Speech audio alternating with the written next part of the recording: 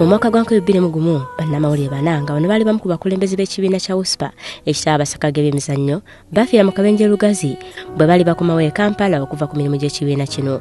Ku bano kwaliko Kenneth Matovu, Simon Peter Crot, Leo Kabunga, abaali abakozi ba New Vision, kyokka nga Francis Batte ye yayakwera Daily Monitor.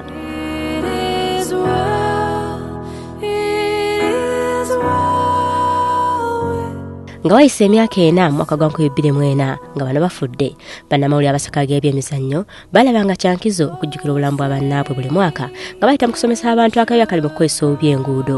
N'olwaleero bwe gutwe bwe gubadde ku kanisa Yesu Kabaka wano mu Kampala ng'emmisa entukuvu ekulembeddwa Monsignori Gerald Kalumba.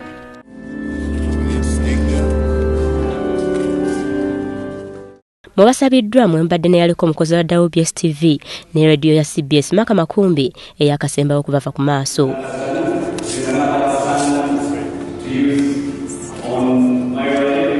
Abakungu mu byemizannyo mbadde abaliko abakulembeze ba USPA, Pulezidenti wa FUFA Engineer Moses Magogo n'abalala abatwala by'emizannyo mu ggwanga nabo tebalutumidde mwana. Nabwe ekityo famire y'omugenzi Francis Batte Jr. babaddewo ng'abajulizi mu kusabira omuntu waabwe.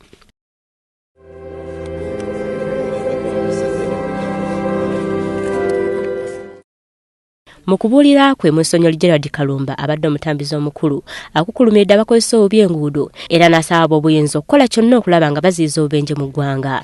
Era ono asabye bannabyamizannyo byonna okulembeza Katonda mu buli kye bakola olwo nno lwe banaawangula ebyensi eno.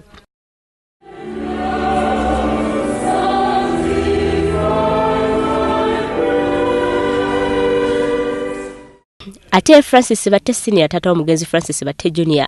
akikidde ensingo wabo n'avugisa ekimama nga ali ku nguudo bw'atyo n'asaba buli akozesa oluguudo okujjukira nti waliyo okufa. Nase kuvumirira yenna abantu abakozesa obubi enguudo ne batuusa bannaabwe ku bubenje bangi mwe bafiiridde. Ekintu kino abavuzi ba mmotoka, abavuzi ba bodaboda, abavuzi b'amagaali naffe abatambuza ebigere tuteekwa okukimanya tuleme kwonoona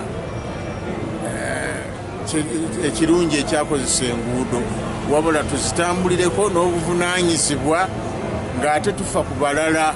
Enkya USPA nga yegattiddwa kulabu y'omupiira ya KCCA-FC yakubangula abavuzi ba boda mu bitundu bya Kampala ebyenjawulo nga basomesa obubonero obukozesebwa ku nguudo ko n'okubagabira reflector jackets. Nga 17 ebikujjuko bino bakomekerezebwa ebuwame Masaka era nga wano USPA yakonyigira mu bikujjuko ebyenjawulo omuli okusiiga ekifo awasayirwa ko n'okusomesa bannamasaka obubonero obukozesebwa ku nguudo. Omulamwa gw'omwaka guno guli okutegeera ko n'okussaamu ekitiibwa obubonero bw'oku nguudo. Olivia Nakate, WBS TV, Amasunsule.